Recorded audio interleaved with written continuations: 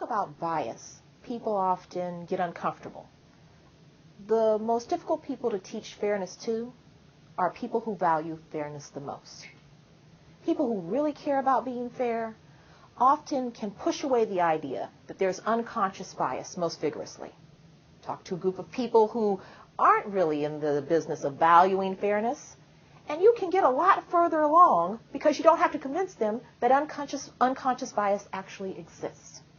So fair people, fair-minded people, people who care about egalitarian values, those individuals actually have the most difficulty with unconscious bias. Not so much that they are more biased, but they are less willing sometimes to accept the notion that bias exists and that we all have it. Now, what's interesting about unconscious bias is that it doesn't automatically make us bad people. What it does sometimes is make us do things that don't align with our value system. And the most intelligent people out there are best able to rationalize their decisions that are actually based on unconscious bias and make it seem as if they're based on something else. They're able to create an argument in their mind as to why they did what they did, so that it doesn't look like bias was the basis. So the more education we get, the more analytical we become, the more experienced we are, the better we are in creating an illusion for ourselves that we're not biased. But bias is human.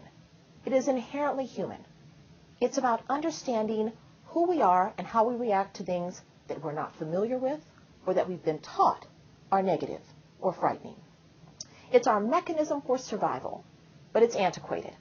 It goes way back to the time where we were walking around, perhaps in jungles, and we had just a moment to determine if someone was friend or foe. If they were friend, you could sit around and have a grunting conversation. If they were foe, you better run or fight. In a global society, that type of behavior no longer applies. We can't get along that way anymore. We have to become broader in our perspective. But we still have these antiquated notions of how to protect ourselves. And we have to let those go. Those are our unconscious biases. They no longer serve to protect. They now serve to divide. And it's what we don't want. So the first step in the program has got to be to accept that biases exist. Place the guilt to the side and work on a solution together.